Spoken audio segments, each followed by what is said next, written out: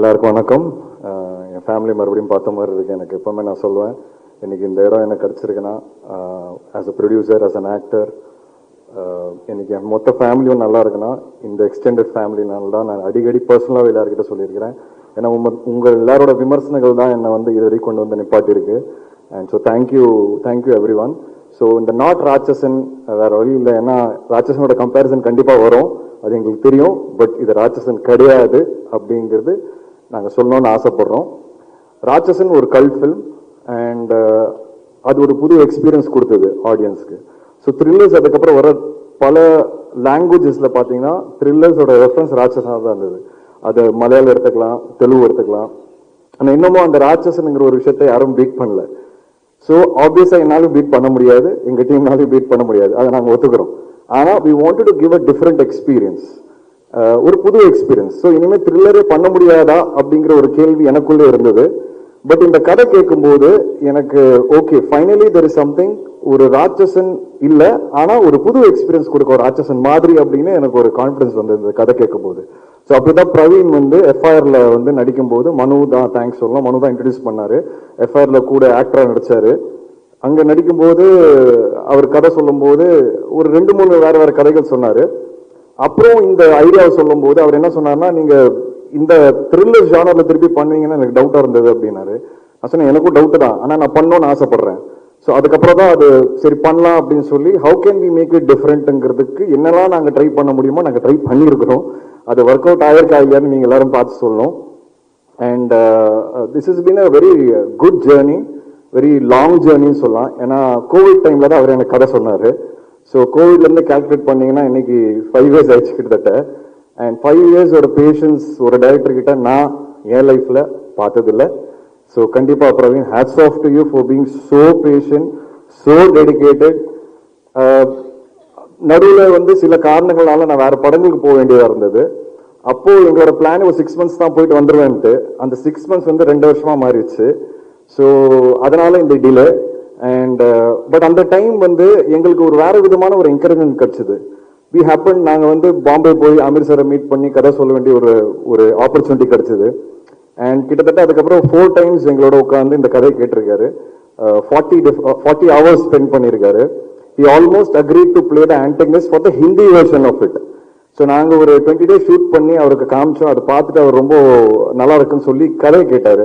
நான் 1 line சொன்னேன். அதுக்கப்புறம் பிரவீன் பை சான்ஸ் பாம்பேல தான் இருந்தார். So whole night around 10 o'clock எங்களோட உட்காந்தாரு நைட்டு. அண்ட் மார்னிங் 6 வரைக்கும் வந்து இந்த கதையை பற்றி டிஸ்கஸ் பண்ணிட்டு இருந்தாரு.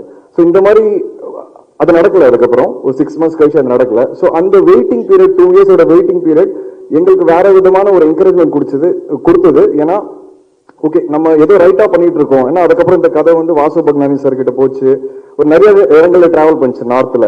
பட் சில காரணங்களாக அதை நடக்கல. But I was very confident, இல்ல பரவாயில்ல நம்ம தமிழ்ல பண்ணுவோம். அப்புறம் ரவிதேஜா சார் கிட்ட போச்சு, தெலுங்குல பைலிங்குவலா பண்ணலான்ட்டு. பட் தென் அது என்னன்னு தெரியல, ஏதோ ஒரு காரணத்தினால அடுத்துக்கு போகல. But I was very confident that இந்த படம் நம்ம தமிழ்ல எடுப்போம், நம்ம ஆடியன்ஸ்க்கு நம்ம படம் எடுப்போம். அது டிராவல் ஆச்சுன்னா பரவாயில்ல. ஏன்னா பேன் இண்டியாங்கிற வார்த்தை இன்னைக்கு வந்து ரொம்ப ஈஸியா மிஸ்யூஸ் பண்ற ஒரு வார்த்தையா இருக்குன்னு நான் நினைக்கிறேன்.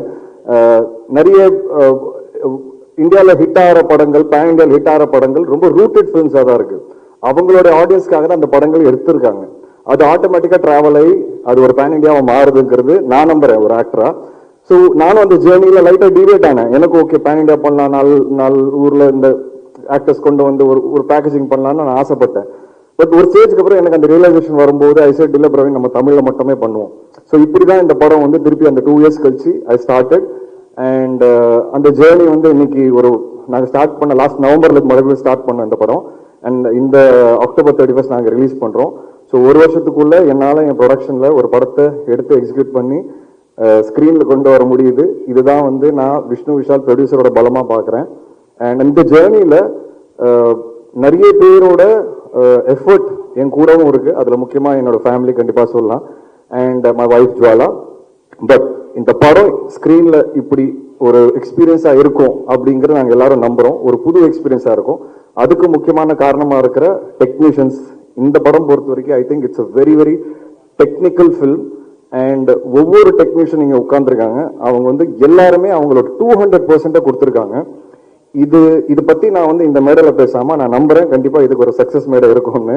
அந்த மேடையில நான் பேசணும்னு ஆசைப்படுறேன். ஒவ்வொரு டெக்னீஷியன் எவ்வளவு உழைச்சிருக்காங்க, எப்படி இந்த படத்தை அப்ரோச் பண்ணாங்க, எந்த மாதிரியான இன்புட் கொடுத்துருக்காங்க, இது கண்டிப்பா நான் டீட்டெயிலா சொல்லணும்னு ஆசைப்படுறேன். நான் நிறைய மேடைகள்ல நினைப்பேன் ஏன் எல்லாரும் இவ்வளவு டீட்டெயிலா பேசுறாங்க டெக்னீஷியன்ஸ் பத்தி. பட் ஆஸ் அ ப்ரொடியூசர் நான் மாறும்போது தான் எனக்கு அது கொஞ்சம் கொஞ்சமா ரியலைஸ் ஆச்சு. ஒரு டெக்னீஷியன் இல்லைன்னா படங்களே இல்லை அப்படிங்கிறது. அதோட ஒரு அவுட்புட் வந்து எல்லா டெக்னீஷியன்ஸ் கையில தான் இருக்கு. ஸோ அந்த ரெஸ்பெக்ட் எனக்கு போக போக தான் ரொம்ப இன்க்ரீஸ் ஆச்சு. And as a producer, definitely I will talk in detail. As an actor, I will talk in detail about all my technicians. I hope there's another stage where we can celebrate the success of the movie together.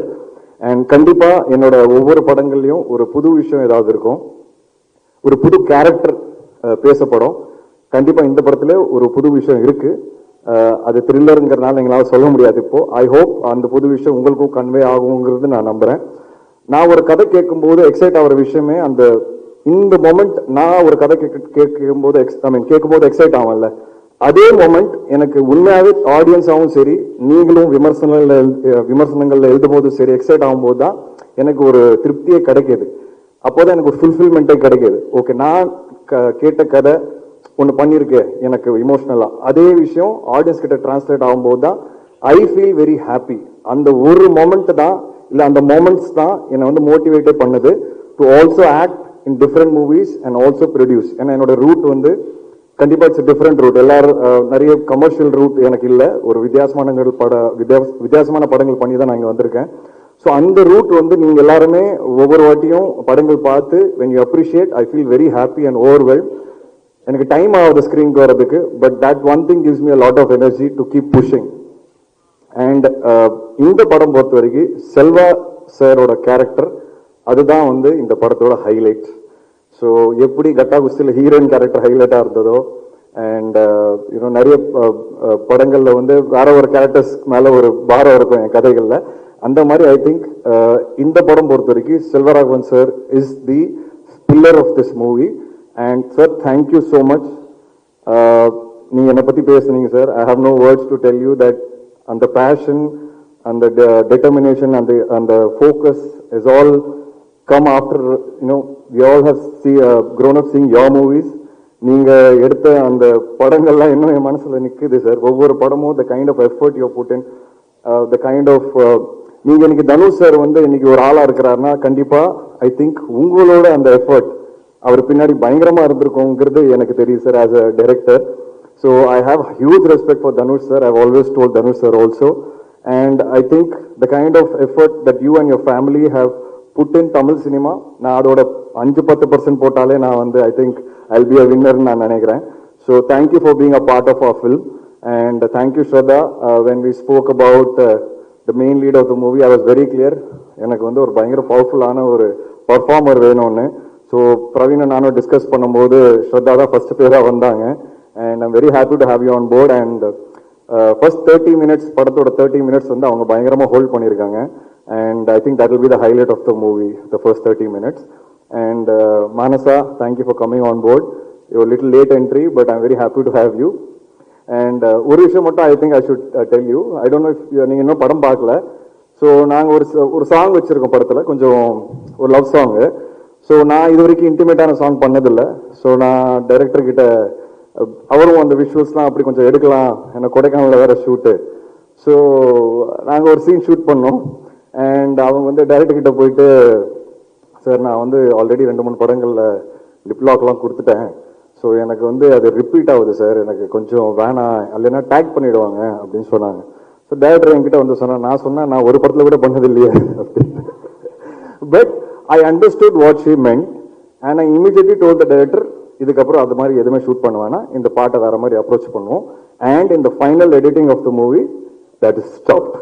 Okay, so I respect what you said, and as an actor I definitely understand and appreciate that நீங்க அது வந்து voice out பண்ணீங்க and we have taken action.